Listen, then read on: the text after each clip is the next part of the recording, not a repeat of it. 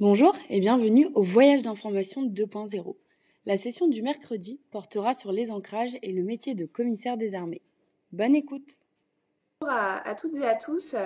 Donc, je me représente, je suis le commissaire de deuxième classe Émilie. Donc, je travaille au sein du service de recrutement de la direction centrale du service du commissariat des armées. Donc, je suis en poste en tant que chargée de communication de recrutement. Voilà, et je vais animer cette session ce soir. Alors, donc, je pense que vous avez eu le temps de prendre connaissance du programme qui nous attend. Donc, je vais revenir dessus un petit peu plus tard. Je voulais simplement donc, vous remercier d'être présent ce soir pour suivre donc, cette session qui est dédiée à la présentation du métier de commissaire des armées et des ancrages. Je voulais également remercier donc, les commissaires qui sont présents avec nous ce soir pour intervenir et témoigner de leur parcours et vous présenter leur ancrage également. Voilà, alors au niveau du programme, comme vous le voyez, il va y avoir une présentation donc, du métier de commissaire des armées donc, que je vais initier. Ensuite, je passerai la parole donc, à nos 5 commissaires intervenants. Donc, ce sont tous des commissaires principaux, donc, qui est l'équivalent du grade de commandant. Voilà, ça doit peut-être un petit peu plus vous parler. Donc, le commissaire principal, Anne-Laure, va vous présenter l'ancrage terre. Le commissaire principal, Alexis, va vous présenter l'ancrage marine. Le commissaire principal, Claire, va vous présenter l'ancrage air. Le commissaire principal, Jérôme, vous présentera l'ancrage chanté. Et on terminera par l'ancrage armement qui vous sera présenté par le commissaire principal, Romain. Voilà. Je tenais à préciser également, donc il y aura une petite demi-heure à l'issue des présentations qui sera consacrée donc à une petite partie questions-réponses. Alors déjà, pour faire un petit rappel au niveau du service du commissariat des armées, donc qu'est-ce que c'est?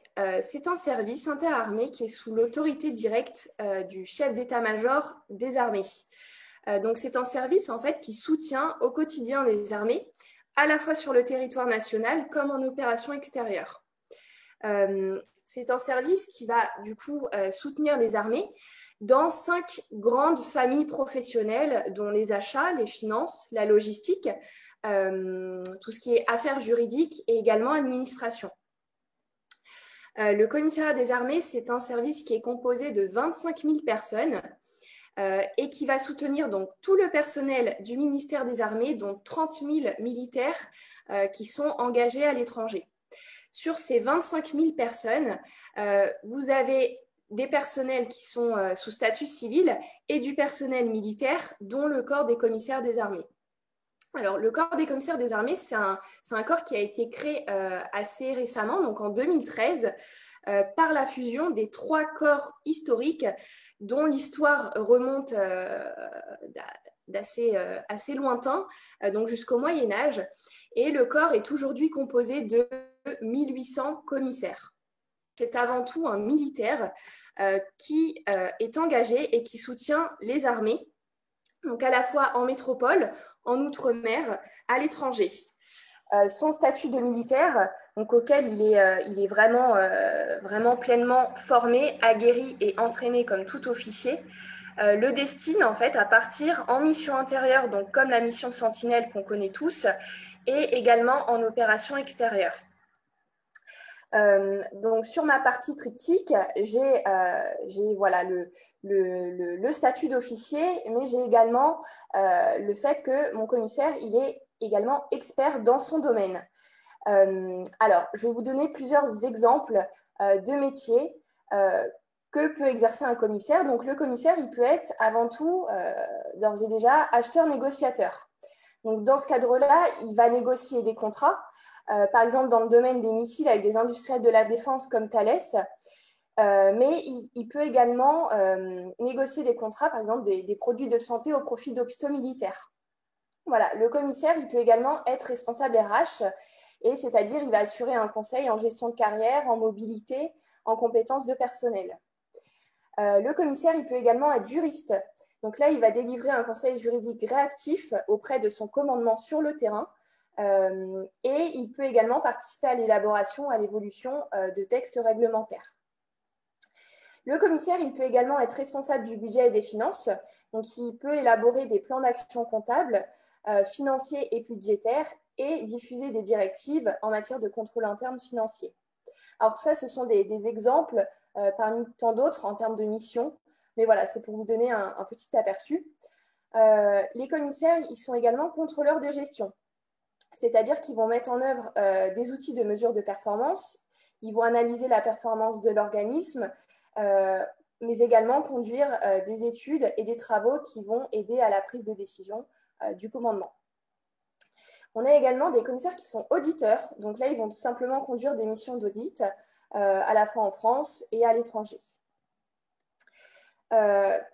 Il y a également des commissaires qui occupent des postes d'experts en supply chain et logistique, dont en fait l'objectif premier est de garantir notamment le ravitaillement des forces armées. Et enfin, on a des commissaires qui sont responsables des systèmes d'information et qui participent à la transformation digitale des armées en déployant des produits numériques innovants. Ils garantissent également la sécurité des systèmes d'information et surtout, ils veillent à la protection des données de tous les agents qui travaillent au sein du ministère des Armées. Voilà tous les métiers que peuvent occuper les commissaires. Donc, vous l'avez compris, ils occupent tout un ensemble de postes, mais ce qui est très important à prendre en compte également, c'est qu'ils servent différents employeurs. Donc l'armée de terre, l'armée de l'air, la marine nationale, le service de santé des armées, la direction générale de l'armement, mais également son propre service, donc le commissariat des armées. Alors, les spécificités aussi fortes des milieux d'emploi à l'extérieur du commissariat impose en fait au commissaire de développer une connaissance assez approfondie et ce dès la formation initiale. Et en fait, c'est ce qu'on va appeler du coup les ancrages. Donc vous avez 5 ancrages: l'ancrage terre, l'ancrage marine, l'ancrage air, l'ancrage santé et l'ancrage armement. Ça va vraiment déterminer, c'est très important, les postes, les premiers postes en sortie d'école. Donc un commissaire d'ancrage terre ira en régiment, un commissaire d'ancrage marine ira sur un bâtiment de la Marine nationale, un commissaire d'ancrage air ira sur une base aérienne, un commissaire d'ancrage santé ira dans un centre médical des armées ou dans un hôpital militaire, et un commissaire d'ancrage armement ira au sein de la direction générale de l'armement. Voilà. Alors, je vais vous passer rapidement notre dernière vidéo de communication de recrutement qu'on a diffusée en décembre dernier. Peut-être que certains d'entre vous l'ont vu. Ça résume en 1 minute 30 le métier de commissaire des armées et ensuite je passerai la parole du coup à nos intervenants. Maintenant, moi, je vais passer la parole donc au commissaire principal Anne-Laure qui va se présenter et vous présenter l'ancrage terre. Bonsoir à tous. Donc, je suis le commissaire principal Anne-Laure d'Ancrage Terre. Donc, j'ai choisi l'Ancrage Terre après avoir passé le concours externe sur épreuve, après avoir eu une licence en droit, donc, il y a quelques années. Alors, pourquoi j'ai choisi le métier de commissaire tout d'abord? Parce que je souhaitais servir mon pays et notamment m'engager dans l'armée et en même temps occuper une fonction administrative et d'administrateur. Et j'ai découvert le métier de commissaire qui alliait toutes ces qualités que je recherchais. Et ensuite, pourquoi l'ancrage terre? Alors, ça a semblé être assez une évidence pour moi, sans forcément qu'il y ait une raison particulière ou familiale. Et c'est surtout là où j'ai retrouvé les valeurs qui me correspondaient le plus et ce qui m'inspirait le plus dans les armées. En termes de parcours, donc j'ai fait 2 années d'école à Coët-Quidan, puisqu'à l'époque, l'école pour les commissaires d'ancrage terre était à Coët-Quidan. Après ma scolarité, j'ai eu un parcours assez classique de commissaire d'ancrage terre. Donc, j'ai fait 5 ans en régiment.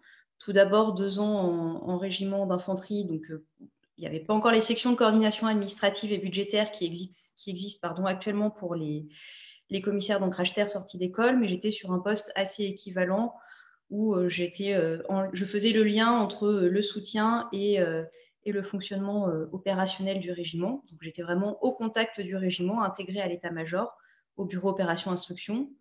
ce qui m'a permis d'ailleurs d'être projetée avec mon régiment au Liban sur un poste opérationnel et où en même temps j'étais en lien avec les commissaires sur place qui eux étaient en charge du soutien, et puis d'effectuer aussi une mission sur le territoire national sur ce qui était à l'époque Vigipirate, où là j'étais officier de liaison entre la préfecture de police et les unités qui étaient déployées sur les patrouilles. Ensuite, je suis partie 3 ans en régiment de service militaire adapté, donc en Polynésie française, où là j'ai été adjoint puis directeur administratif et financier. Donc là, j'avais une équipe d'une 30aine de personnes et on était en charge de tout ce qui était soutien administratif, logistique, restauration, l'habillement, les finances pour un régiment qui faisait donc de la formation professionnelle au profit de la jeunesse polynésienne. Après, donc, j'ai rejoint le service du commissariat des armées, donc assez classiquement, où là, j'ai été à la fois en groupement de soutien de base de défense, donc d'abord au profit du personnel isolé, donc pour tout ce qui était poste en mission de défense et poste OTAN et Union européenne. Et puis ensuite, j'ai rejoint la direction centrale où j'étais à la gestion des commissaires d'ancrage terre. Et là, actuellement, donc depuis 1 an et demi, je suis chef de pôle en Sarthe, au profit d'un régiment de l'armée de terre et également d'un lycée militaire qui est également à dominante terre. Donc, mon parcours m'a permis de développer deux dominantes principales, donc tout ce qui est administration générale et puis également une compétence en ressources humaines. Actuellement, j'ai une équipe d'environ 90 personnes pour assurer les différentes missions que nous devons assurer au niveau du pôle. Alors, les qualités principales que j'ai trouvées dans l'ancrage terre et qui se confortent au quotidien, c'est un très fort esprit de cohésion. C'est ça qui est sans doute le plus dominant dans l'ancrage terre, associé avec un fort esprit de rusticité où on aime et on apprécie le dépassement de soi. Et que ce soit dans mes années en régiment ou même à l'heure actuelle où je suis de l'autre côté dans le soutien mais au contact d'un régiment, ce qui est recherché, c'est ce côté dépassement de soi, chercher des solutions et puis également avoir une vraie connaissance de ceux qu'on soutient. Et d'avoir servi en régiment fait qu'il est plus facile de soutenir le régiment et de savoir quelles sont ses attentes et quelles peuvent être un peu les problématiques rencontrées au quotidien. Ensuite, c'est aussi un ancrage qui est assez prégnant par les traditions qui l'animent au quotidien et qui font assez sa force. Et il ne faut pas oublier non plus que l'ancrage terre, et en tout cas c'est le vœu de l'armée de terre, est très tourné vers le soldat. Voilà. Au quotidien, ce qu'on nous demande, c'est d'apporter le meilleur soutien au soldat qui est vraiment la cheville ouvrière du quotidien de l'armée de terre. Pour le moment, après 10 années passées comme commissaire, je ne regrette absolument pas mon choix ni mon ancrage, bien au contraire, où je m'y épanouis pleinement. Et malgré les évolutions de toutes parts, ça reste une vraie joie de pouvoir servir l'armée de terre, même en étant commissaire, de les connaître. Et on se rend compte que l'armée de terre cherche aussi des commissaires qui connaissent, qui maîtrisent l'environnement et les codes de l'armée de terre. Et il y a beaucoup d'attentes, parce qu'on attend d'un commissaire qui soit celui qui trouve des solutions, qui soit vraiment le sachant et qui va apporter des réponses aux différentes questions qui peuvent se poser. Et c'est vraiment le côté aussi conseil au commandement qui est attendu d'un commissaire. Merci, commissaire principal, pour votre présentation. Alors, je répète, donc si vous avez des questions sur l'ancrage terre, donc suite à cette présentation, vous pouvez me les poser en chat privé. Voilà. Alors, du coup, si vous avez terminé, on va passer à l'ancrage marine. Donc, c'est le commissaire principal, Alexis, qui va se présenter et vous présenter l'ancrage marine. Oui, bonjour à tous. Je suis le commissaire principal Alexis. Dans la vie civile, je suis diplômé de l'École supérieure de commerce de Paris. Et pendant mes années à l'ESCP, j'ai ressenti le besoin de donner du sens à ce que je faisais. Enfin, j'aimais mes études en gestion, j'aimais les questions financières, les questions logistiques, mais j'avais besoin de les mettre en œuvre dans un environnement un peu extraordinaire. La perspective de passer 40 ans dans une tour à la Défense ne m'enchantait pas forcément. Et du coup, j'ai exprimé j'ai cherché à donner du sens, à mettre du sel dans mon avenir, selon la formule consacrée. Et c'est ce qui m'a amené à me présenter au recrutement sur titre comme commissaire d'ancrage marine. Donc, j'ai débuté ma scolarité à l'école du commissariat en sortant de l'ESCP, ma scolarité qui a duré 2 ans, incluant la mission de 6 mois sur le porte-hélicoptère Jeanne d'Arc. Et en sortant de l'école, j'ai été affecté sur le Floréal, puis 2 ans plus tard sur le Forbin et un petit peu plus tard sur le Mistral. Le Floréal, c'est une frégate de surveillance qui est basée à La Réunion. Le Forbin fait de la défense aérienne à Toulon et le Mistral est un porte-hélicoptère amphibie. Et dans ces 3 affectations, j'ai été le commissaire de l'unité. Que fait un commissaire sur un bâtiment de la marine? Eh ben, il est chef du service commissariat, donc un service qui compte entre 15 et 40 marins selon la taille du bâtiment. Service qui est chargé d'apporter tout le soutien dans tous les métiers du commissariat au profit du bâtiment. Je ne rentrerai pas dans le détail de mes affectations, on pourrait en reparler pendant des heures, mais je retiens de ces années embarquées le sens effectivement du soutien de proximité, c'est-à-dire que quand on est commissaire de son unité, on voit très concrètement les effets positifs, plus difficiles parfois, de la qualité du soutien qu'on délivre. J'en retiens également un vrai goût pour les responsabilités humaines, parce que quand on sort de l'école et qu'on est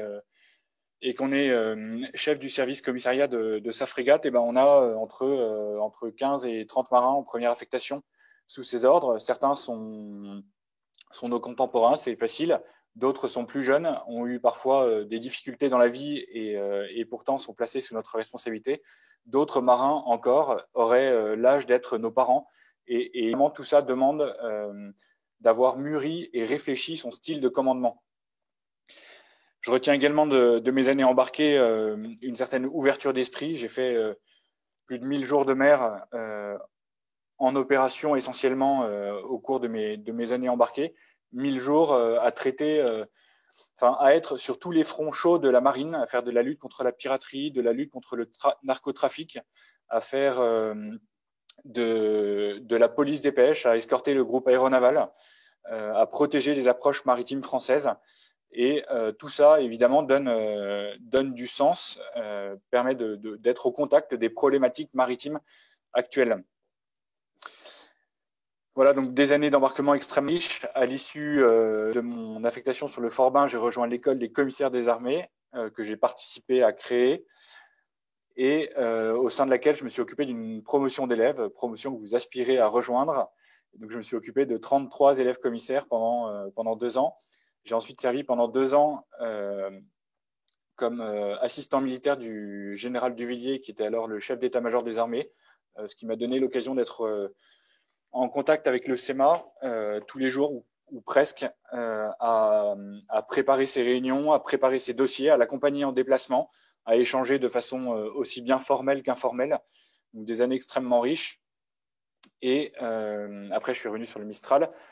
J'ai eu la chance d'aller à l'école de guerre pendant 1 an l'an dernier, avant de revenir à Toulon, au sein du groupement de soutien de la base de défense de Toulon, au sein duquel je suis le numéro 2 du pôle Toulon-Base Navale. Le pôle Toulon-Base Navale, c'est 700 personnels civils et militaires qui assurent le soutien commissariat des 20 000 personnels civils et militaires de la base navale de Toulon. Et donc, c'est un quotidien qui est extrêmement chargé. S'il fallait vous donner quelques caractéristiques sur les commissaires d'ancrage marine ou des qualités à posséder, j'en vois au moins 3. Déjà une forme d'agilité intellectuelle, parce que quand on est commissaire de sa frégate, on passe de la trésorerie du bord à la préparation d'une escale, au quart en passerelle, parfois avec des transitions qui sont très courtes et donc qui nous demandent de savoir très facilement s'adapter à des situations techniques, aux situations techniques du métier de commissaire et à des situations beaucoup plus opérationnelles. Quand on est chef du quart en passerelle, on a entre ses mains entre ses mains, effectivement, des bâtiments de plusieurs milliers de tonnes qui vous obéissent au doigt et à l'œil, en tout cas dans la manœuvre, parce que vous en êtes le chef du quart. Donc l'agilité intellectuelle, la polyvalence, Émilie évoquait tout à l'heure les différents métiers qui sont ceux des commissaires. Quand vous êtes sur une unité embarquée, vous avez tous ces métiers-là qui sont concentrés sur votre unité. Vous faites de la finance, de la logistique, vous faites du conseil juridique auprès du commandant, vous faites on couvre toute la palette du métier de commissaire. Deuxième caractéristique ou deuxième qualité à posséder quand on est commissaire d'ancrage marine, l'aisance relationnelle. J'ai rapidement abordé le sujet tout à l'heure parce que quand vous êtes chef du service commissariat, vous êtes tout de suite aux responsabilités. Le lendemain de votre sortie d'école, on vous regarde comme étant le chef, comme étant celui qui va donner l'impulsion, qui va donner l'élan, qui va donner du sens. Donc aisance relationnelle vis-à-vis des marins qui nous sont confiés, mais aisance relationnelle aussi vis-à-vis de nos supérieurs. Le commissaire d'ancrage marine a un accès direct à son commandant quand on est embarqué, un accès direct dans nos métiers commissariat, c'est-à-dire qu'on est l'expert commissariat du commandant, mais aussi un accès direct au commandant quand on est chef du car en passerelle et que dans un domaine complètement différent du commissariat, on rend compte de la manœuvre du bâtiment, de nos intentions, de nos idées de manœuvre au commandant qui est en passerelle pour surveiller la conduite nautique du bâtiment. Aisance relationnelle avec nos subordonnés, avec nos supérieurs, mais aussi aisance relationnelle dans tout un tas d'autres circonstances. Le commissaire fait partie de l'équipe de visite, il est l'expert juridique du bord, et quand vous contrôlez, quand vous faites de la police des pêches dans les terres australes et antarctiques françaises, quand vous arraisonnez un boutre de pirates dans le golfe d'Aden, quand vous faites du narcotrafic, vous saisissez des stupéfiants à bord d'une embarcation en océan Atlantique, 3 situations que j'ai vécues personnellement, et il faut savoir vous adapter aux pauvres airs que vous avez devant vous, ou au contraire aux caïds, ou au contraire aux pêcheurs sud-coréens qui fait semblant de ne pas comprendre ce que vous lui dites en anglais. Donc aisance relationnelle aussi bien avec nos supérieurs, nos subordonnés, avec les gens que nous rencontrons, aisance relationnelle aussi évidemment en escale avec toutes les activités officielles qui sont les nôtres.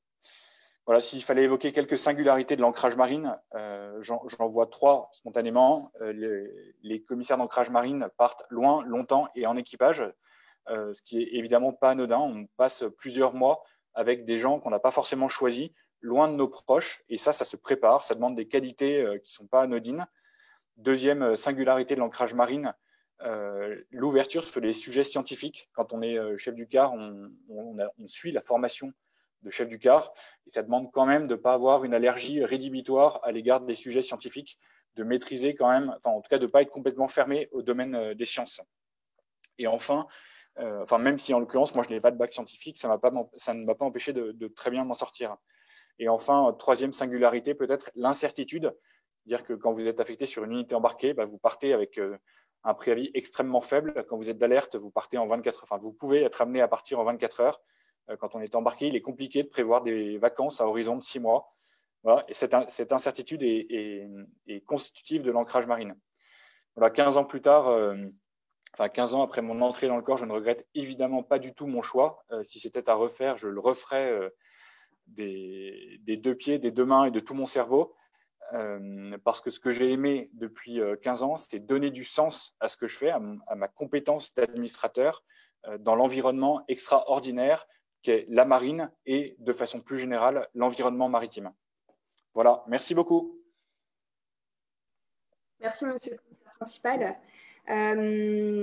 Alors, on va passer à l'ancrage suivant, donc l'ancrage R, que va nous présenter le commissaire principal Claire.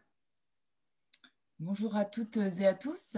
Donc je me présente, je suis la commissaire Claire. Donc moi j'ai intégré l'école des commissaires de l'air à l'époque, des armées maintenant, en 2008, à l'issue d'un parcours juridique où j'ai fait la totalité d'un cursus en droit. Et à l'issue de mon master 2, qui est un master professionnel, j'ai fait une période de stage en cabinet préfectoral. Et un petit peu comme mon camarade, le commissaire Alexis, j'aimais beaucoup les matières administratives, mais je voulais donner un sens à mon métier. Et je voulais aussi quelque chose d'un petit peu plus dynamique à titre personnel, avec une forte envie de voyager. J'ai découvert alors le concours du commissaire des armées. Je l'ai passé, j'ai choisi l'ancrage R parce que je pense que c'était l'ancrage qui me permettait le plus de réaliser en fait mes attentes. Donc, à l'issue de ma scolarité, j'ai été affectée comme commissaire sur la base aérienne de Cayenne en Guyane, où là, j'ai soutenu des escadrons de l'armée de l'air, donc 2 escadrons, initialement des escadrons d'hélicoptères qui servent au transport de petits matériels, mais aussi à la sécurité aérienne du centre spatial guyanais, puisqu'on fait une bulle de protection aérienne à chaque fois qu'il y a un tir fusée. Et puis, j'ai participé aussi au soutien d'un escadron de transport qui, lui, fait plutôt du transport de troupes dans le cadre d'une opération qui s'appelle ARPI, mais qui permet de lutter contre le orpaillage clandestin, c'est-à-dire l'entrée de personnes illégales sur le territoire guyanais, donc le territoire français, pour piller les ressources en or de notre territoire. Donc, je participais au soutien de ces escadrons-là. Et la particularité dans l'armée de l'air, lorsqu'on sert sur une base aérienne, c'est qu'on est très proche de ces escadrons. On vit aussi un peu au rythme de l'escadron et on est amené à partir avec eux dans les aéronefs pour certaines missions de soutien ponctuelles. Et dans ce cadre-là, d'ailleurs, on a dans l'armée de l'air ce qu'on appelle la possibilité d'être en plus commissaire d'exercice ou commissaire dans l'armée de l'air pour une unité projetée. Lorsque les unités et les escadrons d'avions de l'armée de l'air partent pour des missions de représentation ou d'exercice interarmés, on peut partir avec eux. Ce qui a été mon cas en 2017 où j'ai accompagné la patrouille de France lors d'une mission de représentation aux États-Unis. Et donc, j'ai assuré avec eux, en étant intégré dans la mission, et en partant avec eux, le soutien, que ce soit le soutien vie, hébergement, alimentation, tout au long de leur exercice. Donc, ce sont des missions très réactives qui font beaucoup voyager, où il y a vraiment une forte immersion au sein des escadrons volants, des escadrons, différents escadrons. Et puis, selon le type de base et d'affectation, on peut être auprès d'escadrons qui n'ont rien à voir. Ça peut être des escadrons de chasse, des escadrons d'hélicoptères, des escadrons d'avions de transport. Dans mon cas, j'ai servi surtout pour des escadrons de transport et d'hélicoptères. Voilà, donc ça, c'était mon parcours pendant ma première affectation. À l'issue, eh bien, forte de ma première expérience professionnelle, où j'avais beaucoup côtoyé le monde du transport et de la logistique, dont dépendait beaucoup d'approvisionnement au niveau de la Guyane, eh bien, je me suis spécialisée dans l'achat et les montages contractuels pour la logistique et l'acheminement au profit de nos forces armées. Donc, j'étais responsable du contrôle de la légalité des montages contractuels au sein d'une unité qui s'appelait le SSLT pendant 3 ans, où là, vraiment, je regardais tous les grands marchés publics d'externalisation au profit d'externalisation de prestations de transport au profit de nos unités. Voilà, donc c'était encore une autre mission. Et à l'issue de cela, j'ai été affectée en service achat-finance, donc vraiment sur des sujets achat et suivi financier pour des unités à Istres, Orange et Salon de Provence qui sont à coloration beaucoup plus armée de l'air puisque Istres, il y a une base aérienne qui fait du transport et de la sécurité nucléaire. Orange, il y a des escadrons d'hélicoptères et d'avions de chasse Mirage 2000. Et puis Salon de Provence, qui est la base d'école des officiers de l'armée de l'air, et puis aussi la base où se situe l'école des commissaires des armées, bien sûr. Donc là, c'est pour le volet interarmé. Donc là aussi, je me suis rapprochée du soutien, mais d'un soutien d'un petit peu plus loin, un petit peu plus éloigné, un petit peu plus en retrait, plus global auprès de ces unités de l'armée de l'air. Voilà, et actuellement, je suis à l'école des commissaires des armées où je suis plutôt axée sur des missions d'achat et d'enseignement et de création de parcours pédagogiques en achat et en finance. Donc, moi, ce qui m'a beaucoup plu dans ce choix d'ancrage et ce pourquoi je me suis engagée, c'est vraiment la réactivité et puis l'aspect vraiment actuel de l'armée de l'air, puisque l'armée de l'air se doit d'être présent lors des défis très contemporains que sont la gestion de l'espace aérien via la mise en place de systèmes aéronautiques nouveaux. Alors, on pense bien sûr au Rafale, mais à toutes les problématiques de drones, l'accès à l'espace aérien. Et puis, dernièrement, l'aspect spatial, puisque depuis l'été dernier, l'armée de l'air est devenue l'armée de l'air et l'espace. Donc, c'est une armée quand même très moderne et qui va aussi très vite, ce qui a aussi ses inconvénients, puisque ça nécessite aussi, selon moi, une bonne gestion du stress et une très forte réactivité, là encore. Il y a le côté avantage et bien le côté inconvénient. Et puis, un point fort aussi que j'ai pu constater, c'est que très vite dans l'armée de l'air, notamment lors des premiers postes, on nous confie de très fortes responsabilités, que ce soit des responsabilités en termes d'encadrement, puisqu'à mon premier poste, j'avais déjà 24 personnes sous mes ordres, mais aussi des responsabilités en termes d'expertise. On est vraiment l'expert auprès du commandement et auprès des unités aéronautiques qui vont se tourner vers nous pour des problématiques de soutien, de conseils juridiques propres au domaine aérien. Et donc, c'est ce lien et cette responsabilité qui nous est donnée très vite dans nos postes qui m'a beaucoup plu et qui a vraiment donné une dimension très intéressante au poste que j'ai pu avoir, tout en ayant toujours ce côté déplacement très rapide via les aéronefs et puis intégration quotidienne auprès des unités, au sein des unités. Donc voilà pour mon parcours. Et puis pour l'ancrage air, qui, comme l'ont dit mes prédécesseurs, nécessite aussi d'avoir des compétences humaines très fortes. J'en citerai que quelques-unes, j'en ai déjà un petit peu parlé, mais c'est surtout cette réactivité, cette adaptabilité aux besoins de chacune des unités et à chacun des types d'avions qui sont présents dans l'armée de l'air. Voilà, je répondrai à vos questions à l'issue si vous le souhaitez. Merci pour votre écoute. Merci, Madame le commissaire principal. Alors, on va passer du coup maintenant à l'ancrage santé que va nous présenter le commissaire principal Jérôme. Bonsoir à tous, je suis donc le commissaire principal Jérôme. Je suis actuellement affecté à la direction centrale du service santé des armées. Et puis, donc, je vais donc vous présenter l'ancrage santé. Un commissaire santé, c'est un commissaire qui exerce au sein du service santé des armées. Voilà. La mission première du service santé des armées est le soutien opérationnel des forces armées. Alors, qu'est-ce que ça veut dire en clair? Ça veut dire que quand un militaire part au combat, il le fait sereinement car il sait que sa santé sera prise en charge. Voilà. Et nous, en tant que commissaires, nous participons à la réalisation de cette mission fondamentale. C'est donc une particularité du commissaire ancrage santé. Donc pour ce faire, le service santé des armées est constitué de 5 grandes composantes. Alors c'est intéressant, je vais vous les présenter rapidement parce que ça permet de connaître et de découvrir quelles sont les différentes affectations. Donc il y a la sphère hospitalière avec 8 hôpitaux militaires qui sont généralement dans les grandes villes en France. Il y a la sphère médecine des forces avec 16 centres médicaux des armées. Il y a les établissements du ravitaillement sanitaire. La formation avec ces deux écoles à Paris et à Lyon, et puis la recherche. Alors, qu'est-ce qu'on peut dire du commissaire ancrage santé? C'est que c'est donc un officier, un administrateur ancré dans le service de santé des armées. Alors, ainsi, il est à la confluence de deux mondes, celui des armées, bien sûr, et celui de la santé publique. Dans ce cadre, il peut tenir des postes administratifs traditionnels tels que chef de bureau finance, chef du bureau du personnel, contrôle de gestion, etc. Mais il peut aussi tenir des postes plus spécifiques, comme par exemple chef du service des hospitalisations et des soins externes, donc en hôpital militaire. Alors, en quoi ça consiste?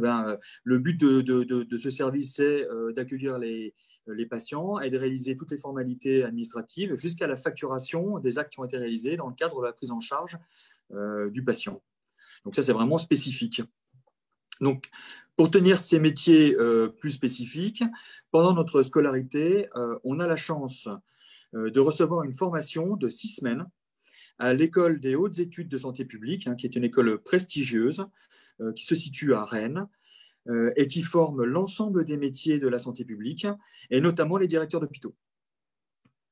Alors, on est ainsi formé aux théories économiques de la santé, et on touche du doigt les grands principes du droit de la santé. Alors, je suis commissaire ancrage santé depuis 20 ans. J'ai une spécialité de par ma formation universitaire, donc j'ai un master 2 analyste comptable et financier, et donc j'ai pu exercer en tant que contrôleur de gestion et aide à la décision plusieurs parties à plusieurs moments de ma carrière. Donc, ainsi, j'ai exercé au sein de l'hôpital militaire des Jeunettes à Lyon, en tant que contrôleur de gestion, mais aussi au sein d'un établissement de ravitaillement sanitaire à la direction des approvisionnements en produits de santé des armées à Orléans. Et puis actuellement, donc je suis le chef de la cellule pilotage de l'adjoint ressources du directeur central, donc à la direction centrale du service santé des armées, sur un domaine qui s'étend des finances, des ressources humaines et qui prend en compte le capacitaire opérationnel. Qu'est-ce que le capacitaire opérationnel? Alors c'est aussi quelque chose de spécifique à la santé, au domaine santé du service santé des armées. Eh bien, par exemple, on participe à la conception des parcs de postes de secours pour les opérations extérieures, pour pouvoir être en mesure de prendre en charge les militaires qui sont blessés en opération extérieure. Mais c'est aussi participer à l'achat de scanners afin de rendre optimale la prise en charge au sein de nos hôpitaux militaires. Voilà, donc le capacitaire opérationnel, c'est assez vaste et très intéressant. Cependant, au cours de ma carrière, eh bien, je ne suis pas exclusivement resté sur le périmètre du contrôle de gestion. J'ai pu faire d'autres métiers et c'est ça aussi une des richesses du service santé des armées et de l'ancrage santé. J'ai par exemple été également adjoint au chef de cabinet du directeur central du service santé des armées. Alors c'est un métier complètement différent du contrôle de gestion, c'est captivant et l'objectif de cette mission, c'était d'assurer la gestion du protocole et des relations publiques officielles. Voilà. À cette occasion, j'ai pu accompagner le directeur central dans tous ses déplacements à l'étranger et ça a été l'occasion pour moi d'aller aux États-Unis, d'aller en Arabie Saoudite, au Mali, au Sénégal, un petit peu partout en Indonésie, voilà, et j'en passe. Et ça a été l'occasion pour moi d'observer les autres armées. Voilà, c'est quelque chose que j'aurais pas forcément pu faire si j'avais gardé cette spécialité de contrôleur de gestion. Et donc, ça a été une opportunité qui m'a permis d'avoir le service santé des armées. Et ça, je trouve que c'est une richesse. On parle de qualité, le commissaire ancrage santé, il doit s'adapter, et ça, c'est une des plus grandes qualités qu'il doit avoir. J'en veux pour preuve que je vais vous faire part d'une anecdote. C'est qu'au sein d'un hôpital, c'est comme un petit village, il se passe toujours plein de choses. Et je vais vous expliquer comment, en mai 2017, j'ai été amené à rencontrer le président de la République. J'étais alors affecté à l'hôpital Percy en tant que chef du département économique et financier, donc rien à voir, a priori, je ne rencontre pas dans ces circonstances le président de la République. Et puis voilà que le président de la République, le jour de son investiture, décide de consacrer sa première visite officielle aux blessés militaires qui sont pris en charge à l'hôpital Percy. Voilà. Et on connaît la nouvelle la veille de sa venue, donc le samedi, et du samedi au dimanche, en lien avec le cabinet du président de la République, eh bien, on a organisé la visite du président de la République. Un souvenir inoubliable, très intense, assez stressant, mais quel honneur de pouvoir, que nous a fait le président de la République, d'aller voir les blessés, nos patients, qui étaient pris en charge au sein de l'hôpital, et puis quel honneur il nous a fait à nous, personnel de l'hôpital Percy. Voilà. Donc c'est ça, être aux aguets, et toujours s'adapter en fonction des circonstances. Et ça, c'est aussi quelque chose qui est assez enthousiasmant. Alors, par ailleurs, le commissaire ancrage santé peut aller un temps exercer sur des postes des autres ancrages. Cependant, ce qui est intéressant avec l'ancrage santé, je tiens à le dire, c'est que, par exemple, on peut commencer jeune chef de service dans un hôpital et puis revenir quelques années plus tard et être le gestionnaire de ce même hôpital. Donc ça, c'est assez extraordinaire. Voilà. Une autre particularité, et c'est ce qui étonne un petit peu les autres ancrages, c'est qu'un jeune commissaire a très rapidement de grandes responsabilités. Par exemple, un chef de service financier à l'hôpital, il manage une équipe de 20 à 30 personnes et gère un budget de 40 millions d'euros. Alors, en ce qui concerne les missions extérieures, alors nous partons en opération extérieure sur des postes du commissariat. Il y a bien sûr des postes spécifiques comme chef des services administratifs, des directeurs interarmées du service santé des armées, et notamment en Afrique. Voilà, alors je suis parti moi-même en Afghanistan en 2009 j'ai été au plus près des militaires soutenus par le service santé des armées. Mon rôle était d'optimiser la prise en charge des militaires et d'assurer le rapatriement des blessés si c'était nécessaire. Bon, en conclusion, on peut dire que le commissaire santé est un acteur incontournable du service santé des armées et il a toute la confiance des praticiens des armées. Et puis, il peut progresser dans le service en s'épanouissant toute sa carrière. Voilà, j'en ai terminé. Merci beaucoup pour votre attention. Merci, monsieur le commissaire principal. On va terminer par l'ancrage armement que va nous présenter le commissaire principal Romain. Donc, je vous laisse la parole, monsieur le commissaire principal. Merci et bonsoir à tous. Je vais conclure cette présentation des différents ancrages en vous présentant l'ancrage armement. Donc, c'est celui de la Direction générale de l'armement. La Direction générale de l'armement, c'est un des 3 grands piliers du ministère des Armées, au même titre que l'état-major des armées et que le secrétariat général pour l'administration. À la tête de chacun de ces 3 grands piliers, il y a un des grands subordonnés du ministre, et pour la DGA, eh bien, c'est le délégué général de l'armement. La DGA, donc, c'est une institution qui a été créée en 1961, donc on fêtera cette année ses 60 ans d'existence. Et son cœur de métier, pour que vous le compreniez bien, ce qui peut vous guider dans votre choix d'ancrage, eh ben, c'est une institution dont le cœur de métier, eh bien, c'est d'équiper les forces armées. C'est-à-dire que la DGA recueille le besoin des forces en termes de matériel, en termes de systèmes d'armes, et elle va traduire ça eh bien, en termes techniques, en termes contractuels, pour faire l'interface avec les industriels de l'armement. Donc, au final, la DGA, son objectif, eh bien, c'est de passer commande des équipements nécessaires pour équiper les forces armées. Alors, la DGA travaille évidemment au profit des 3 armées, terre, air, mer, et à ce titre, eh bien, elle pilote les programmes d'armement. Alors, piloter un programme d'armement, vous l'imaginez, ça se fait sur des dizaines et des dizaines d'années, puisque ça intervient depuis la conception du programme, donc depuis la création, les études très amont d'un équipement, jusqu'à son entrée en service, son utilisation par les forces opérationnelles et jusqu'à son démantèlement. Donc, encore une fois, la DGA, son objectif, c'est d'acquérir ces armements et de les livrer aux forces armées. Mais son rôle, c'est également d'être toujours en pointe dans le domaine de l'innovation pour capter l'innovation et pour comprendre bien quelles seront les technologies de demain et comment on les utilisera dans les systèmes d'armes. Donc, toujours garder ce petit wagon d'avance. Et son rôle, c'est enfin de soutenir les exportations d'armement, et ça c'est le rôle de la direction internationale, de la DGA. Soutenir les exportations d'armement, ça veut dire quoi? Ça veut dire accompagner les industriels nationaux lorsqu'ils exportent de l'armement auprès de clients étrangers. Tout ça, eh ben, ça fait de la DGA le premier investisseur de l'État. La DGA, en volume financier, c'est le premier acheteur de l'État. Pour vous donner un ordre d'idée, en 2019, c'est 13,4 milliards d'euros de commandes qui ont été passées à l'industrie.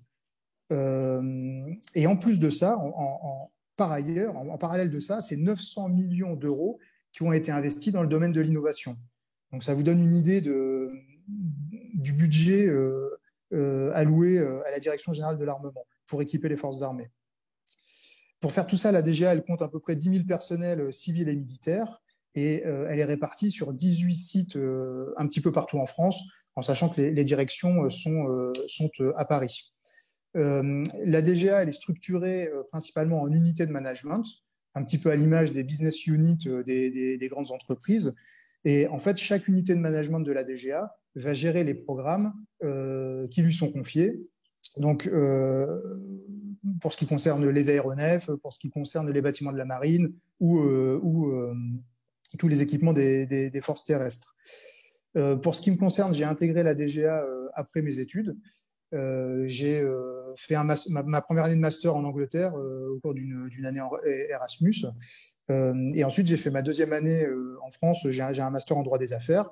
Ensuite, en tant qu'élève officier, eh bien, j'ai passé, alors que j'étais déjà donc élève officier à la DGA, un master 2 en achat à l'IAE.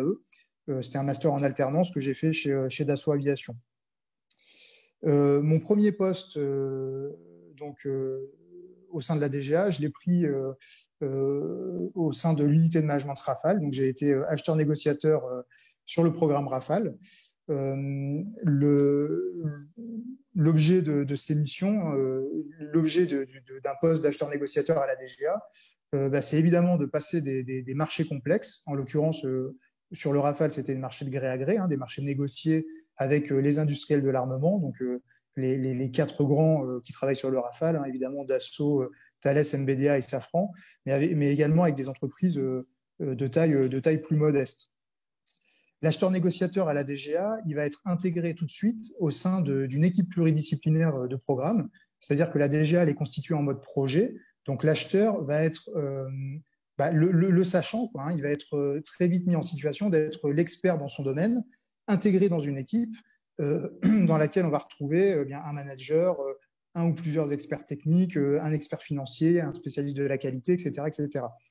Donc, au sein des unités de management de la DGA, donc sur les activités programmes de la DGA, son cœur de métier, on est toujours en train de discuter d'une part avec les industriels, de l'autre avec les forces armées, et on peut à ce titre prendre part à différentes activités opérationnelles. Par exemple, pour ma part, j'ai pu participer à la campagne d'essai du Rafale Marine sur le porte-avions Charles de Gaulle. Donc, c'était une expérience très forte que de pouvoir être avec les industriels, les opérationnels et les personnels de la DGA in situ sur le porte-avions pour voir la mise en œuvre des matériels sur lesquels j'avais travaillé au titre de mes fonctions d'acheteur.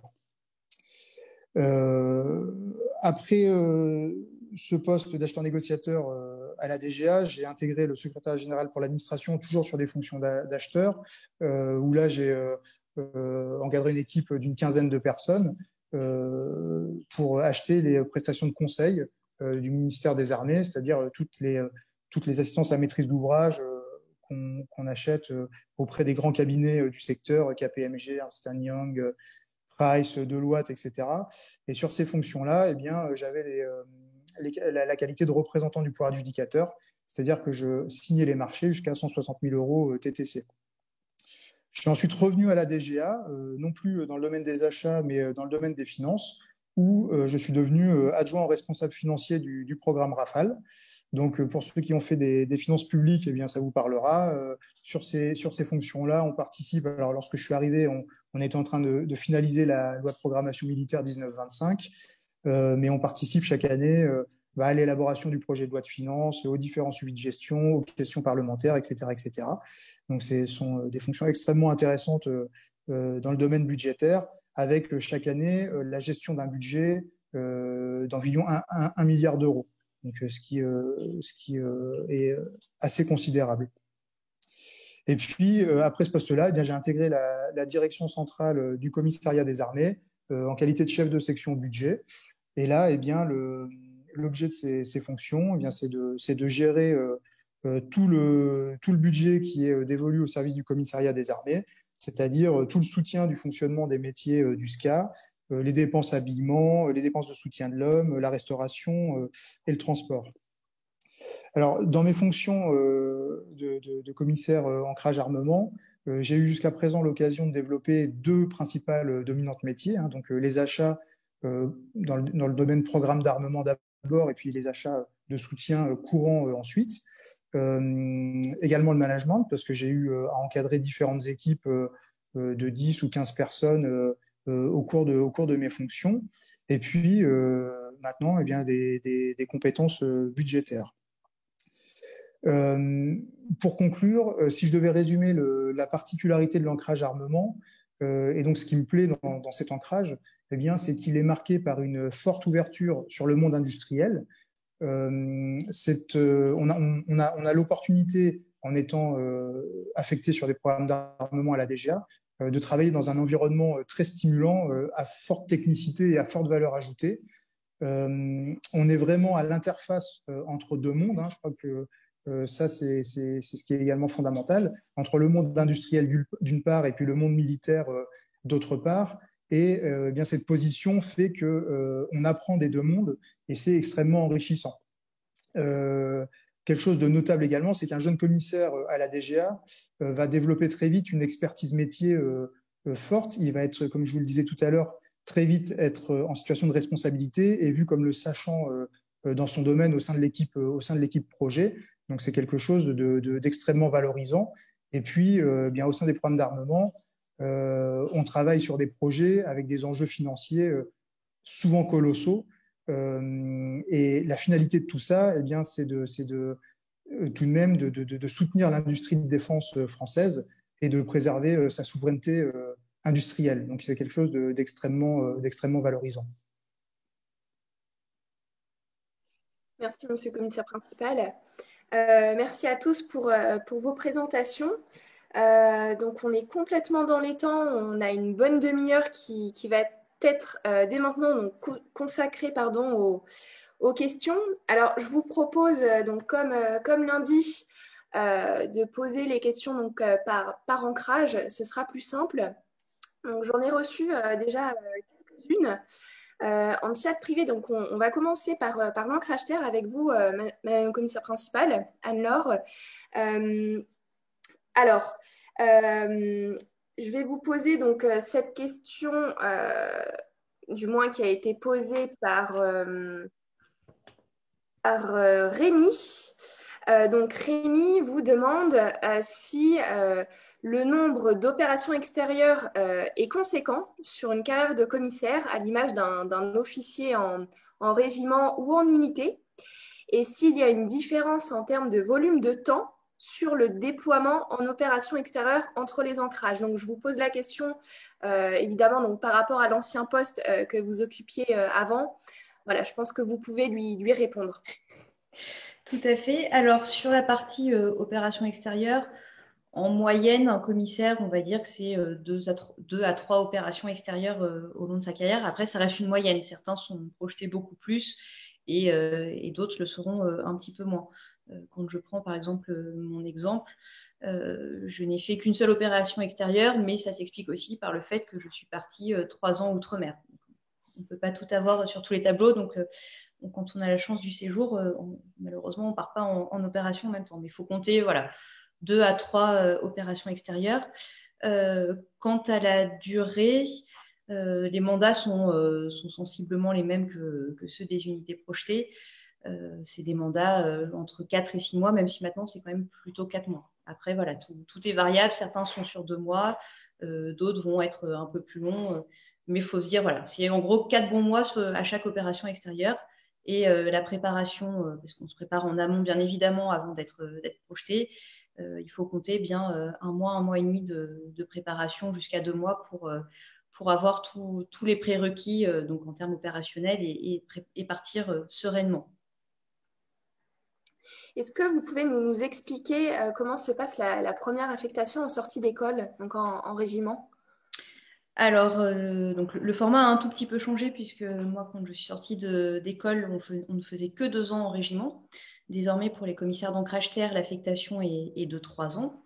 Alors après, ça n'a fondamentalement pas changé trop sur le fond puisque le rôle du commissaire qu'on met en première année, enfin pendant ces 3 premières années, en régiment, c'est bien de l'acculturer. Pardon pour le néologisme, mais voilà, le but c'est vraiment qu'il puisse bien comprendre l'esprit de son ancrage, en l'occurrence de l'ancrage terre, quels en sont les tenants aboutissants, quels en sont les codes, parce que ça reste avant tout beaucoup de choses très codifiées, de comprendre les missions qui lui incombent et l'esprit qui l'anime. Et donc, le but du poste, c'est aussi de le mettre en condition de commissaire, donc qu'il apprenne tout ce qui est dimension du soutien et des soutiens au sens très large. Et c'est pour ça qu'ont été créés et que les commissaires ont vocation à aller en section de coordination administrative et budgétaire au sein des bureaux opérations instruction, où là, ils vont vraiment faire le lien entre toutes ces questions de soutien qui sont nécessaires pour le bon fonctionnement et la préparation et le déploiement des unités, et en même temps la partie opérationnelle. Donc c'est vraiment la jonction entre le cœur de métier d'un régiment, donc qui est vraiment la préparation opérationnelle et la projection, et puis le soutien, donc en lien avec notamment les groupements de soutien de base de défense. Et il va vraiment avoir tout le panel, tout ce qui va toucher aux frais de déplacement, aux questions financières, aux questions des achats, à des questions logistiques également. Il peut y avoir des questions de transport. Voilà, ça va vraiment. Le but, ça va être qu'il puisse développer les deux choses qu'on attend de lui, c'est-à-dire un ancrage, en l'occurrence un ancrage terre, et connaître la vie régimentaire, et puis ce qu'on attend d'un commissaire, c'est-à-dire d'être un officier administrateur. Est-ce que vous pouvez nous en dire plus sur les perspectives de carrière dans l'ancrage terre? Alors, pour un commissaire d'ancrage terre, donc c'est une première partie de carrière qui va se faire plutôt dans l'armée de terre, donc déjà les 3 premières années. Le deuxième poste, là, ça peut être un peu plus varié, il peut être à nouveau dans l'armée de terre. Alors, pas forcément au régiment, mais ça va être par exemple à la brigade des sapeurs-pompiers de Paris, ça peut être outre-mer, comme moi j'ai eu l'occasion de le faire en régiment de service militaire adapté, ça peut être dans les régiments de service militaire volontaire, là en métropole. Donc ça va être une dimension plus armée de terre et on est plus proche du premier poste. Ou alors ça peut être un poste là qui va plus être dans le service du commissariat des armées et notamment en groupement de soutien.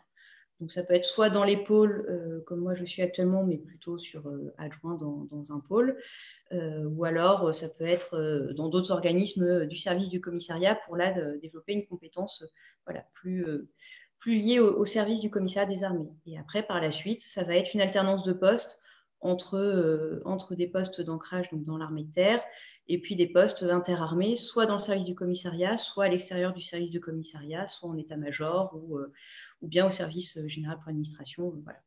On va vraiment alterner entre les deux, entre l'ancrage terre, donc un petit retour aux sources, et puis plus interarmés ou dans le service du commissariat. Commissaire principal, est-ce que vous pouvez nous partager votre meilleur souvenir en lien avec votre ancrage? Alors, le meilleur souvenir, c'est compliqué, il y en a beaucoup. Alors, je dirais que c'est vraiment alors, ça peut paraître assez anecdotique, mais c'est les 2 baptêmes de tradition que j'ai eu l'occasion de faire dans mes 2 régiments. Donc, mon premier régiment qui était le régiment de tirailleurs, qui est un régiment d'infanterie, où donc c'est un régiment héritier des traditions des régiments nord-africains. Donc voilà, il fallait se pencher sur l'histoire des tirailleurs nord-africains et comprendre comment on en était arrivé à les créer et leur but. Et là, voilà, c'est vraiment très, très important pour l'armée de terre, les traditions. Donc, c'était un passage obligé devant le chef de corps, devant tout un jury, avec des interrogations techniques plus ou moins poussées, un classement à l'issue. Et quand je suis allée après Outre-mer en régiment de service militaire adapté, donc là, j'étais avec des troupes de marine, là aussi des gens de l'armée de terre qui ont vocation, eux, à être projetés plus Outre-mer. Et là aussi, il y avait un baptême de tradition, pareil, avec des interrogations sur les troupes de marine, leur histoire. Alors, ça peut paraître très anecdotique, mais c'est vraiment ce qui est fondamental pour créer un esprit de corps, et notamment quand on n'est pas forcément, on est commissaire en crash terre, c'est des passages primordiaux pour voilà, avoir sa place et montrer qu'on a toute sa légitimité parce qu'on sait de quoi on parle et on connaît nos interlocuteurs et ce qui les anime et ce pourquoi ils sont là. Merci beaucoup, commissaire principal. On va passer aux questions qui sont adressées au commissaire principal Alexis pour l'ancrage marine. Alors, donc la question qui revient assez régulièrement, c'est quelle place pour la vie de famille quand on est un commissaire d'ancrage marine?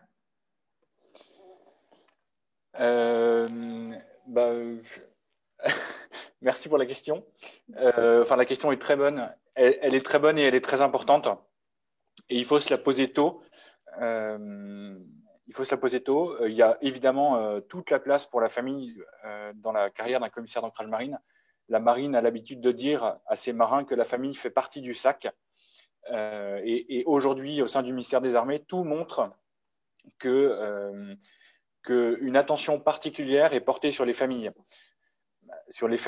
Vers les familles des militaires qui s'absentent et donc des militaires qui naviguent.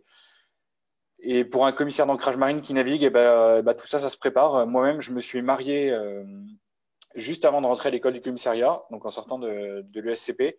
Et je savais qu'un an plus tard, un an et demi plus tard, je partais pour 6 mois sur la Jeanne. aujourd'hui, non seulement je suis toujours marié, mais j'ai trois enfants qui se sont faits aux singularités de la vie de marin de leur père, du moins pendant mes années d'embarquement.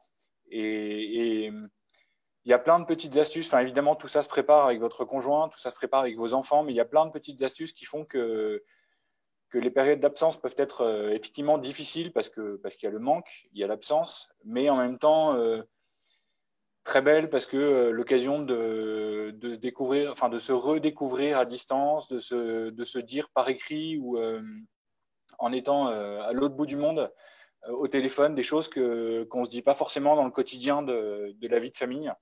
Et tout ça, ça se prépare. Alors moi, avec ma femme, on avait arrêté plein de petites, on s'est fixé des petites règles.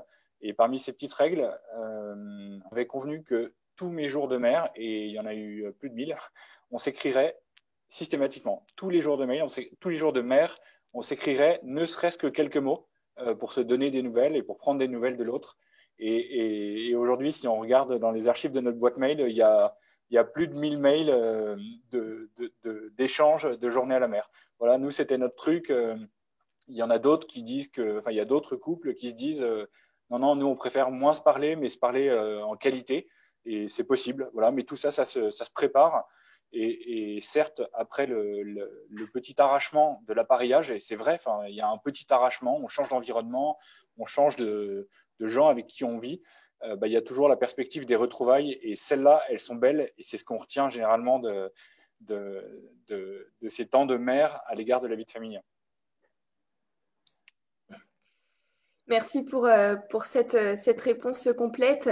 Alors, j'ai une question de la part de Maëlle et Clotilde qui vous demande, est-ce que quand on choisit l'ancrage marine, on doit avoir des compétences solides en langue étrangère et une aisance en mathématiques? Alors, merci pour la question aussi. Effectivement, elle est juste parce que la question se pose. Il y a deux, le sujet, la réponse n'est pas la même dans les deux domaines, pas tout à fait la même dans les deux domaines. Pour les sciences, oui, un petit peu. Il ne faut pas avoir d'aversion définitive à l'égard des sciences parce que le job, le métier de chef du car en passerelle à la mer, le métier d'officier de garde, qui est celui du commissaire quand le bâtiment est à quai, qui est aussi celui du commissaire quand le bâtiment est à quai, sont des domaines qui requièrent de manipuler un peu les données scientifiques, des affaires de vecteurs, de courses, de routes de vitesse. Et tout ça, ça s'apprend à l'école. Ça fait évidemment partie de la formation à l'école. C'est une partie de la formation qui est extrêmement bien faite et qui fait que moi, j'avais un baccalauréat ES suivi d'une prépa aux écoles de commerce, mais en voie éco. J'ai eu aucune difficulté. Ça demande du travail évidemment, mais j'ai pas eu de difficulté particulière à suivre le programme. Par contre, effectivement, si on est complètement fermé au domaine des sciences, faut peut-être faire un peu attention. Mais si vous voulez, typiquement le profil qui a un bac, alors je suis désolé, j'ai pas l'appellation exacte, mais l'ancien bac ES, l'ancien bac éco. C'est des profils qui n'ont aucun problème majoritairement aucun problème dans la formation de chef du car. Voilà, c'est plus pour les profils très littéraires et uniquement littéraires qui ont arrêté les maths depuis des années qu'il peut y avoir une petite phase de remise à niveau, mais vraiment, c'est faisable à force de travail et de travail encore et toujours. Voilà, ça c'est pour les sciences. Et pour l'anglais, pour le coup, c'est pas. Moi, j'ai trouvé que c'était pas rédhibitoire. J'avais un niveau tout à fait. J'avais un niveau correct. J'avais un niveau correct, mais sans plus en sortant de l'ESCP. J'avais un TOEIC à 790, quelque chose comme ça. Donc pas un score complètement faramineux, mais en fait, dans notre métier, notamment dans la préparation des escales, dans la préparation des interactions qu'on peut avoir à la mer lors des phases d'interrogation de bâtiments, lors des visites opérationnelles, finalement, c'est de l'anglais un peu technique qu'on manipule et c'est de l'anglais assez ciblé. On ne vous demande pas de faire une dissertation du jour au lendemain en anglais notamment. Et pour le coup, ça ne pose pas non plus de difficultés. Et ça pose encore aujourd'hui encore moins de difficultés qu'il y a tout un tas d'outils notamment en ligne, qui vous permettent de traduire assez facilement la pensée complexe que vous voudriez transmettre à votre interlocuteur. Voilà. Parce que je précise que le commissaire a la chance d'être particulièrement bien équipé en système d'information à la mer et de plus en plus de commissaires ont un accès privé à Internet en mer, ce qui n'est pas forcément le cas de tous les marins à bord, évidemment. Voilà, donc pour les langues, la réponse est oui, il faut avoir un niveau scolaire. Enfin, un niveau scolaire me paraît convenir, compléter avec un peu de travail, ça pose aucune difficulté. Autre question, monsieur le commissaire principal. Comment se répartissent les périodes à terre et les périodes embarquées?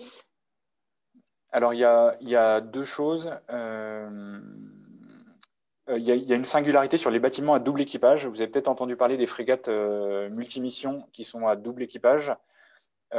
Ces frégates-là, c'est très simple. Il y a deux équipages, donc deux commissaires qui prennent le bateau en charge tous les 4 ou tous les 6 mois.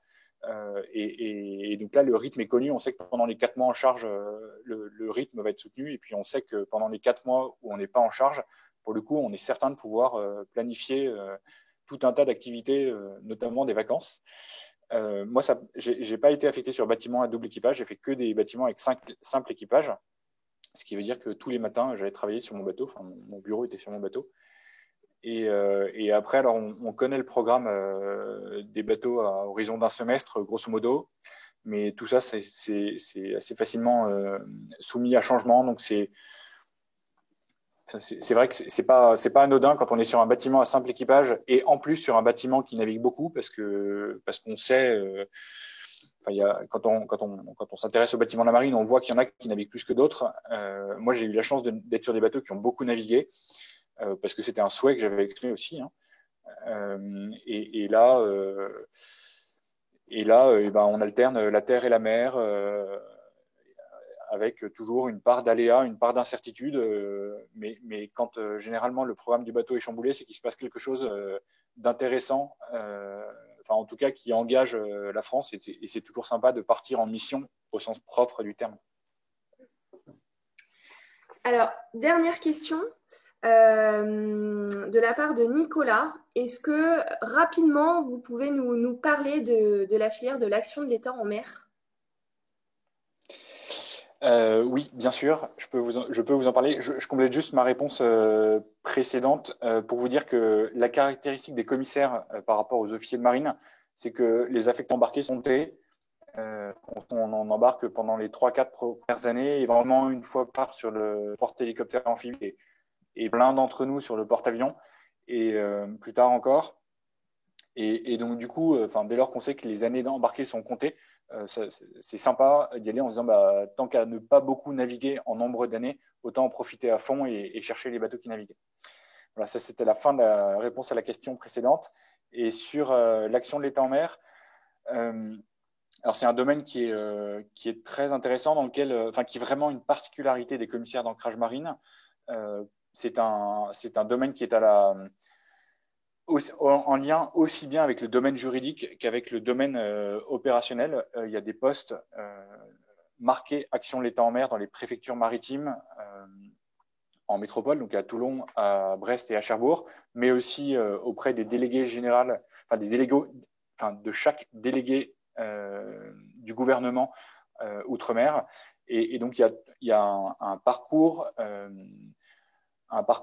qui s'offre aux commissaires d'ancrage marine dans le domaine de l'action de l'État en mer, qui commence dès l'école avec les premières étapes de la formation de l'EGAD, Legal Advisor, donc la formation qui touche au droit opérationnel. Ça, c'est la première phase arrive dès l'école, et c'est d'ailleurs un module qui est particulièrement intéressant.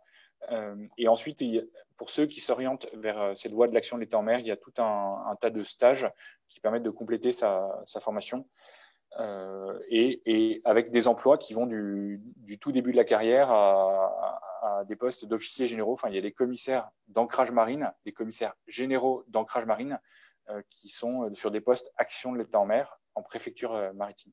Voilà, je complète juste et je termine en disant que l'action de l'État en mer, c'est un marquant de carrière, mais qui ne peut pas être le seul dans la carrière d'un commissaire d'ancrage marine. C'est-à-dire qu'on choisit des dominantes d'emploi. L'action de l'État peut être une de ces dominantes, mais elle ne peut pas être la seule. C'est-à-dire qu'il ne faut pas rentrer, il ne faut pas choisir l'ancrage marine en pariant sur le fait qu'on pourra ne faire que de l'action de l'État en mer, qui est un très beau métier et assez prisé, parce qu'on ne fait pas toute sa carrière en action de l'État en mer. Voilà. Merci, monsieur le commissaire principal, pour toutes vos réponses. On va passer à l'ancrage air avec le commissaire principal Claire.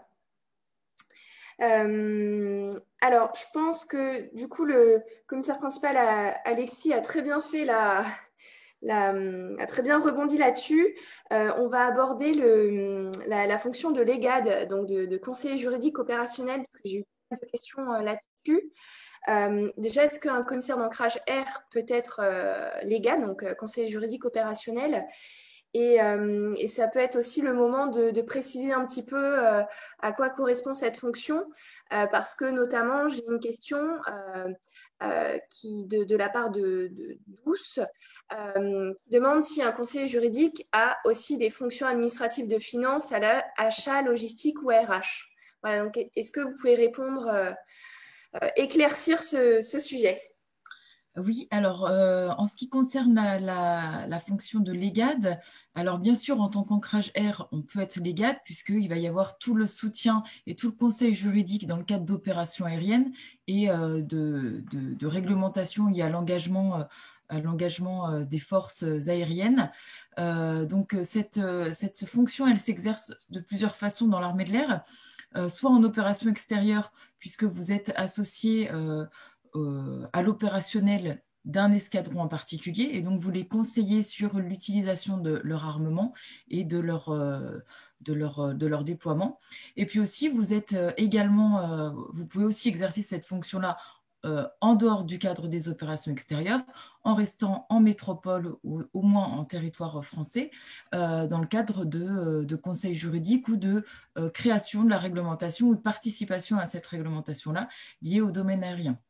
Donc, il y a plusieurs postes identifiés, il y a plusieurs organismes identifiés comme tels en tant que poste permanent. Hein. Vous avez une affectation qui dure plusieurs années, où vous pouvez participer à ça en tant que conseiller juridique lié à des problématiques de droit aérien, d'utilisation de l'armement. Voilà. Je précise que cette fonction de l'EGAD, elle n'est pas dévolue qu'à l'armée de l'air, c'est-à-dire que dans l'ancrage terre peut aussi l'avoir. Donc c'est les ancrages qui concentrent le maximum de l'EGAD, mais pas que, c'est-à-dire que c'est une fonction en plus de l'ancrage, d'accord ? Vous pouvez être l'EGAD en dehors de votre ancrage, c'est une spécialité. Au même titre que d'autres spécialités que sont acheteurs, vous pouvez très bien être acheteur d'ancrage terre, acheteur d'ancrage air ou autre. Mais ça intervient, ces fonctions, un petit peu plus tard au cours de la carrière, en deuxième ou troisième affectation. D'accord ? Dans mon cas, j'ai d'abord été servir sur une base armée de l'air où je n'étais ni l'EGAD ni tout ça. Je servais en termes d'administration générale et soutien commun avec plusieurs matières, plusieurs missions des escadrons de l'armée de l'air. Et plus tard, on peut spécialiser dans tout ce qui est l'EGAD. Voilà. Ensuite, on peut être conseiller juridique en étant l'EGAD sur les problématiques que j'ai abordées au préalable, c'est-à-dire sur vraiment l'engagement des forces, l'utilisation de la composante armée, peu importe l'ancrage.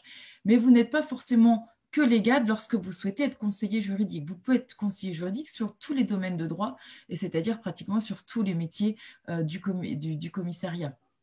C'est-à-dire que, et vous l'avez vu dans ma présentation, moi j'ai été responsable du contrôle de la légalité, donc expert juridique, conseiller juridique, mais plutôt dans un domaine d'achat et de marché public lié au transport et aux acheminements. Vous pouvez être conseiller juridique sur tout un tas de métiers, en réglementation liée aux ressources humaines, à la réglementation liée à du transport international, sur des problématiques plutôt liées au statut de militaire. Enfin voilà, vous pouvez avoir la composante conseiller juridique sur plusieurs thèmes. Par contre, je rejoindrai également ce que venait de dire le commissaire Alexis. C'est très rare quand même que vous soyez conseiller juridique sur la totalité de vos affectations. À un moment donné, vous allez peut-être être sur un poste en groupement de soutien de base de défense pour faire de l'administration plus générale. Et puis après, vous repartirez sur un poste d'expert juridique dans un service propre. Mais c'est très rare de rester toute une carrière sur ces postes identifiés. Est-ce que vous pouvez revenir et repréciser les responsabilités et les missions d'un commissaire d'ancrage air sur son premier poste en base aérienne et ce qui pourrait être amené comment dire, à faire comme poste par la suite? Donc, le commissaire en sortie d'école, les postes sont bien répertoriés et il est intégré au sein d'une base aérienne, au sein d'un commandement. Et en fait, il va faire le trait d'union entre les organismes qui font du soutien et puis les problématiques et les besoins très spécifiques des unités de l'armée de l'air. Et donc, c'est lui qui va retranscrire, travailler, piloter le soutien des escadrons et des unités de l'armée de l'air sur l'emprise dans laquelle il est pour transmettre et réaliser et satisfaire un besoin. Alors, par besoin, j'entends des besoins liés à de l'habillement, des besoins liés à du soutien opérationnel, des besoins liés au maintien en conditions opérationnelles des aéronefs. Voilà, il fait un petit peu ce trait d'union-là et il va transcrire en termes armée de l'air auprès des unités de soutien ce que les unités veulent. C'est pour ça qu'on est vraiment intégré en première partie de carrière au sein des escadrons et au sein des unités de l'armée de l'air. Merci, le commissaire principal. Dernière question. Quel est votre meilleur souvenir en lien avec votre ancrage? Alors, j'ai plein de très très bons souvenirs, effectivement, mais en lien avec mon ancrage, j'en ai deux. Alors, certains les connaissent du coup. Quand j'étais en soutenant des unités sur la base aérienne de Cayenne et en faisant cette fameuse bulle de protection aérienne, eh bien, c'est la première fois où j'ai assisté à un tir fusée sur le pas de tir qui est présent à Kourou.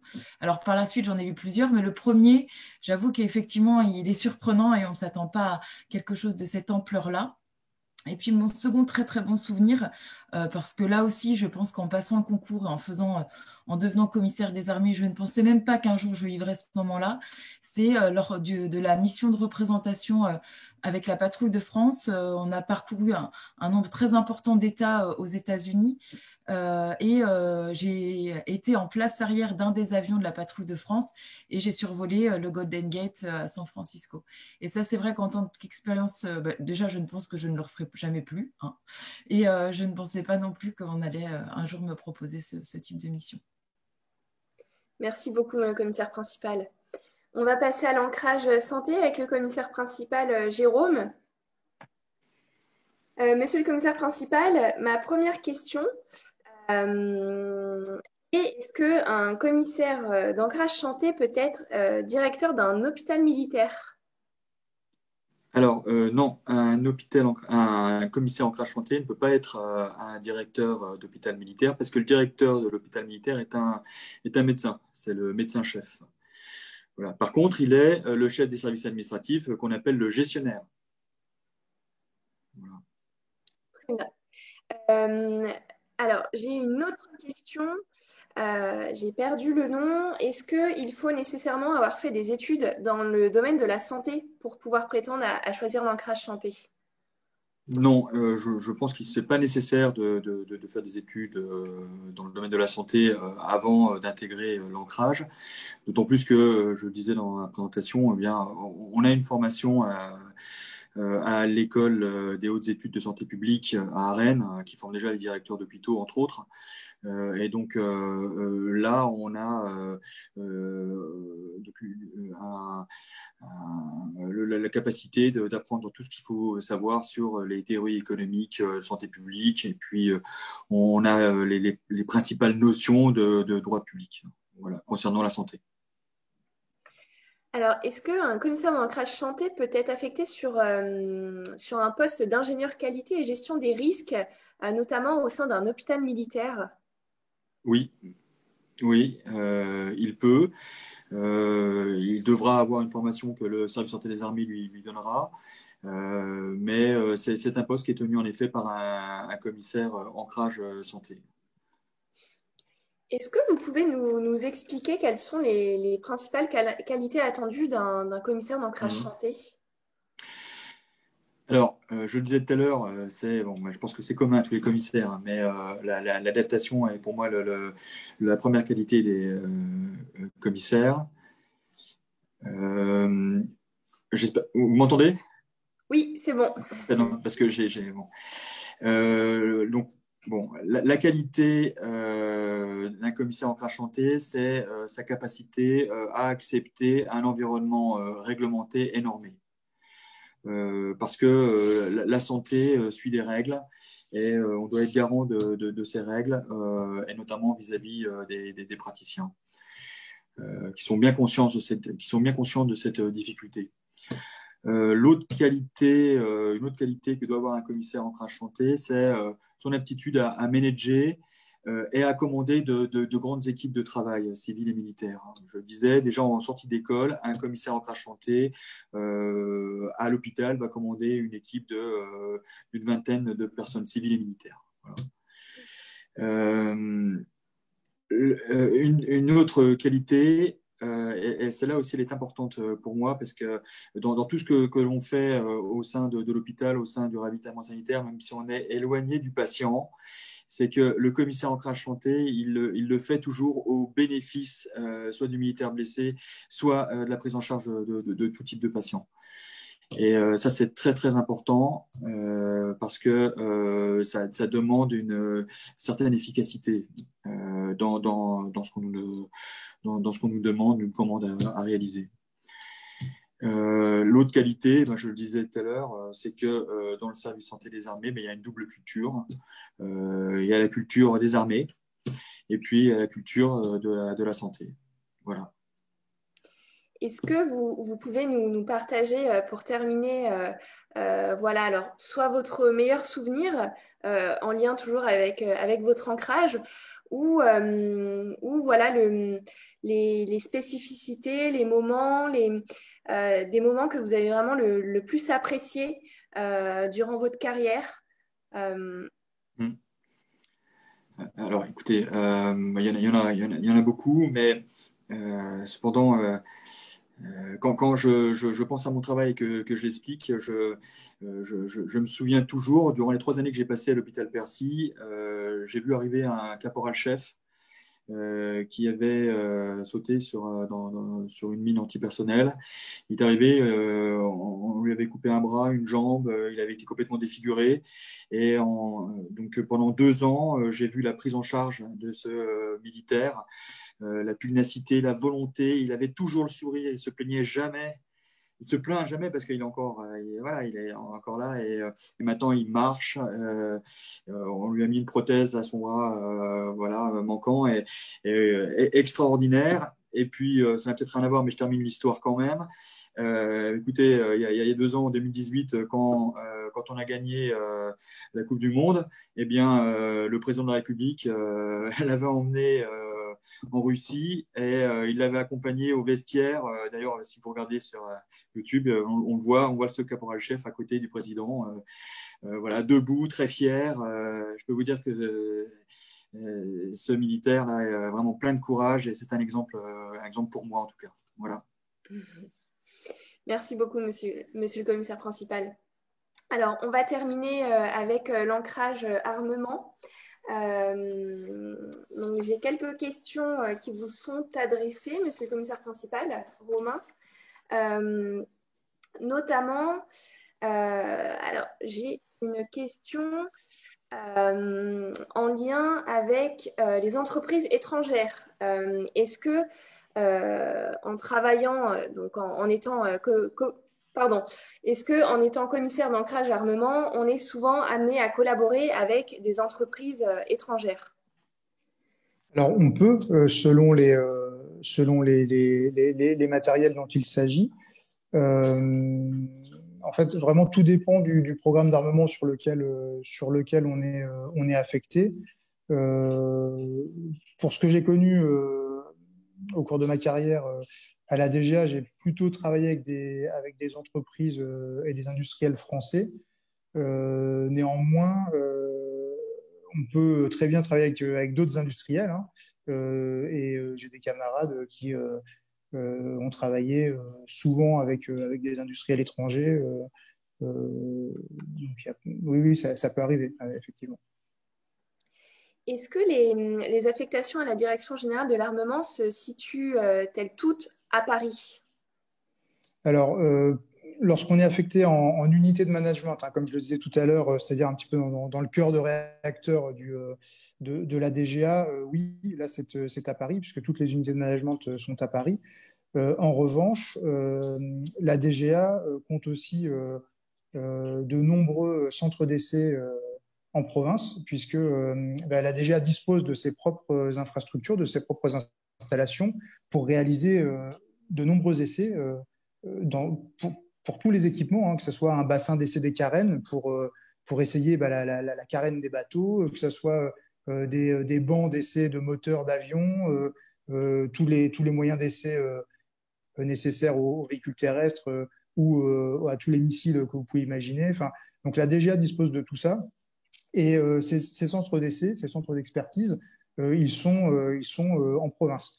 Donc il y a possibilité pour un commissaire armement d'être affecté en centre d'essai. Donc là, il peut y avoir des affectations en province. Et il y en a de partout, au nord-ouest, au sud-ouest, au sud-est, dans le centre de la France. Enfin, il y en a un petit peu de partout. Il y a 18 entités en tout, un petit peu partout, qui maillent le territoire. Alors, je vous ai posé la question lors de la première session et je pense qu'elle mérite d'être reposée ce soir. Alors voilà, c'est par rapport au code militaire quand on est commissaire d'ancrage armement. Est-ce que voilà, ce côté militaire est marqué selon les affectations? On voit la plupart des commissaires d'ancrage armement, notamment à Ballard, la plupart sont en civil. Est-ce que vous pouvez nous en dire plus sur cet aspect? Oui, alors effectivement, les militaires de l'armement, donc que ce soit les ingénieurs de l'armement, puisque la DGA fait partie des grands corps de sortie de l'école polytechnique, donc les ingénieurs de l'armement, mais aussi les commissaires d'ancrage armement, lorsqu'ils sont à Ballard, servent pour la plupart du temps en civil. On va dire que le fonctionnement de la DGA peut parfois faire penser un petit peu à celui d'une grande entreprise dans ce qu'elle connaît quant à ses process, etc. Alors, ce qui ne veut pas dire que le sens du service ou que les responsabilités hiérarchiques, etc., soient moins prégnantes ou que la finalité de la DGA, qui est d'être au service des forces et de les doter des équipements dont elles ont besoin, ne soit pas absolument prégnant. Mais c'est vrai qu'on sert la plupart du temps en civil lorsqu'on est à la DGA. Alors après, comme tous les camarades l'ont expliqué, la carrière de commissaire fait que, eh bien, on sert dans son ancrage, mais on va aussi servir ailleurs. Et pour ce qui me concerne, là, je suis actuellement à la direction centrale du commissariat. Donc là, pour le coup, je sers en uniforme. Et je pense, un des atouts des commissaires d'ancrage armement, mais c'est vrai pour tous les commissaires, c'est leur adaptabilité. Donc, il y a pas de souci. On est militaire et on revêt l'uniforme bien volontiers quand il s'agit de servir en uniforme. Voilà. Donc, il n'y a pas de problème à ce niveau-là. Est-ce qu'il y a un projet qui vous a particulièrement marqué, sur lequel vous avez travaillé? Oui, lors de ma première affectation là, sur le programme Rafale, j'ai eu l'occasion de travailler sur le système de protection, enfin d'autoprotection du Rafale. Et alors, sans rentrer dans trop de détails, on a l'occasion, alors là c'était sur des fonctions d'acheteur, mais ça peut être aussi sur des fonctions d'expert de la qualité ou autre en tant que commissaire armement. On a l'occasion vraiment de travailler sur les programmes armement dans des domaines à très haute technicité et à très forte valeur ajoutée. Donc on pointe du doigt vraiment ce qui fait je pense, ce qui fait le sel là, de l'industrie de défense française, c'est vraiment des équipements à très très haute valeur ajoutée. Alors sans être moi-même un expert technique pointu du domaine, il faut s'intéresser à tout ça notamment lorsqu'on pratique des fonctions d'acheteur, mais on est très bien entouré, on a les meilleurs experts techniques possibles et inimaginables, on a la possibilité de dialoguer de manière très récurrente avec les opérationnels, avec ceux qui emploient ces matériels. Là, c'est un exemple parmi d'autres, le système d'autoprotection de l'avion, mais les projets, globalement, les projets sur lesquels on travaille à la DGA sont vraiment intéressants, sont vraiment très, très intéressants, c'est passionnant. Ce sont des équipements extrêmement complexes, des systèmes d'armes très complexes, au bon sens, enfin complexes au bon sens du terme, et donc extrêmement stimulants intellectuellement. Dernière question, qu'est-ce que vous diriez à un candidat qui hésite à choisir l'ancrage armement, en quelques mots? En quelques mots, je pense que je lui dirais que c'est un choix qu'on fait en connaissance de cause, c'est-à-dire que, comme vous le disiez, c'était l'objet de votre première question, la caractéristique militaire est un petit peu moins marquée à la DGA. En revanche, comment dirais-je, la mise en responsabilité va s'effectuer extrêmement rapidement pour ce qui concerne l'expertise métier. C'est-à-dire que le jeune commissaire à la DGA, si je prends l'exemple de l'acheteur, mais c'est vrai pour les autres métiers également, va vraiment être intégré tout de suite au sein d'une équipe de projet. Et à ce titre, il va être celui qui est vu comme le sachant dans son domaine d'expertise. Donc c'est, je pense, peut-être un des atouts de cet ancrage-là, c'est d'apprendre un métier à haute technicité, parce que les achats dans le domaine des programmes d'armement, c'est quand même un métier à haute technicité, et pour lequel on va vraiment être vu comme assez rapidement comme le sachant et donc comme celui qui apporte sa pierre à l'édifice dans le domaine. Merci beaucoup, monsieur le commissaire principal. Donc on va s'arrêter là. Merci à tous d'avoir répondu à toutes ces questions. Je vais simplement vous partager, une petite slide de conclusion qui est très importante. Alors, avant de terminer, je souhaite conclure par une dernière question qui est très importante.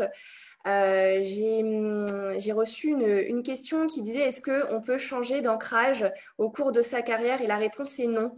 En fait, quand vous choisissez un ancrage, vous vous mariez entre guillemets à cet ancrage, donc il n'est pas possible de changer d'ancrage. Donc réfléchissez bien, renseignez-vous. Quand on choisit un ancrage, c'est pour la vie entre guillemets.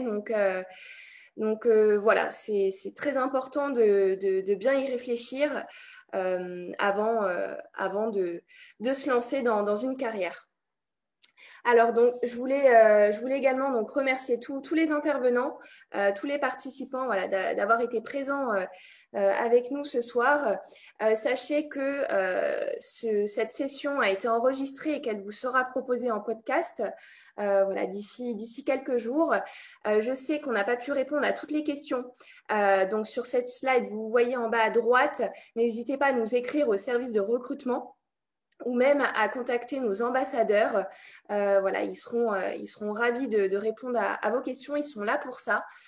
Suivez-nous également sur les réseaux sociaux, d'autant plus, notamment sur Instagram. On met du contenu vraiment tous les jours, en story, en post. On vous donne des conseils sur les concours.